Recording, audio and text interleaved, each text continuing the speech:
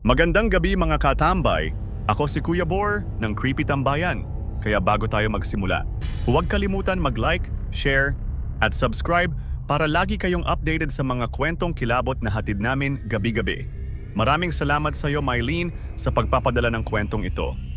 Ang buntis na may kuko at buntot. Mula pa pagkabata, magkaibigan na sina Leia at Dina. Pareho silang maganda, ngunit may kakaibang karisma si Dina. Yung tipong kahit hindi siya magsalita, may dating na parang may hinihila mula sa kaluluwa mo.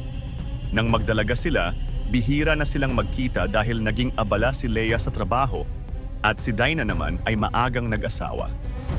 Isang gabi, nakatanggap si Leia ng tawag mula kay Dina. "Leia, bisitahin mo naman ako minsan. Miss na kita." Malambing na anyaya nito. Mula noon, halos gabi-gabi, pumupunta si Leia sa bahay ni Dina.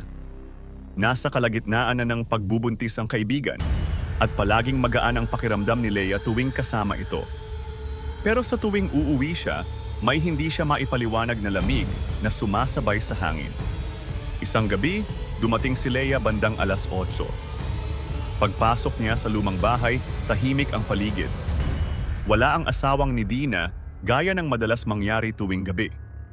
Napansin niya ang bukas na pinto ng kwarto.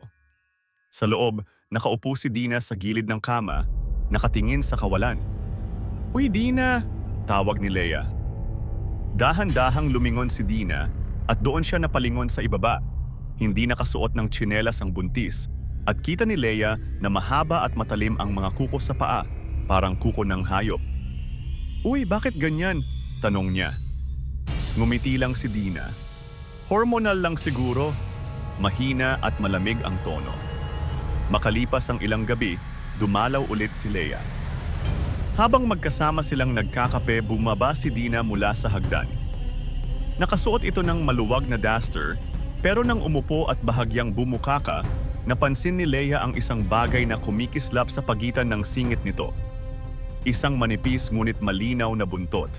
Kumikilos-kilos na parang may sariling buhay. Napatigil si Leia, halos mabitawan ang tasa. "Dina, ano yon?" Ngumiti lang si Dina. Mas malalim ngayon ang ngiti at bumulong.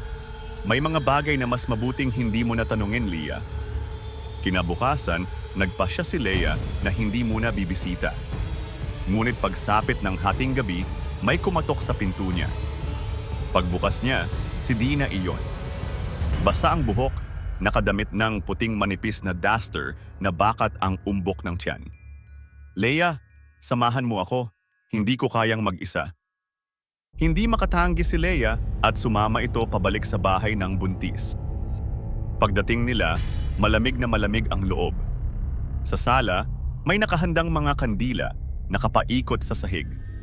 Umupo si Dina sa gitna, hinahaplos ang kanyang tiyan at biglang nagsalita sa boses na hindi kanya, "Malapit na at kailangan ko ng saksi."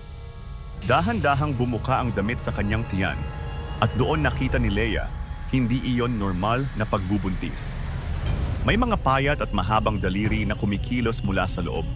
Parang may kumakapit mula sa kaloob-looban ng sinapupunan. Napatakbo si Leia palabas, ngunit bago siya makalayo, naramdaman niya ang malamig na kamay ni Dina sa balikat niya. "Walang nakakalayo sa amin, Leia." Kinabukasan, pilit na tinawagan ni Leia ang bahay ni Dina. Walang sumasagot. Nang puntahan niya, bakante na ang bahay, tila matagal nang walang nakatira.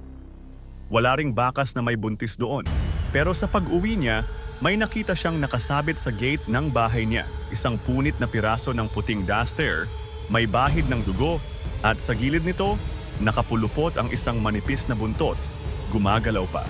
At simula din noon ay hindi na nakita ang kaibigan kahit kalian.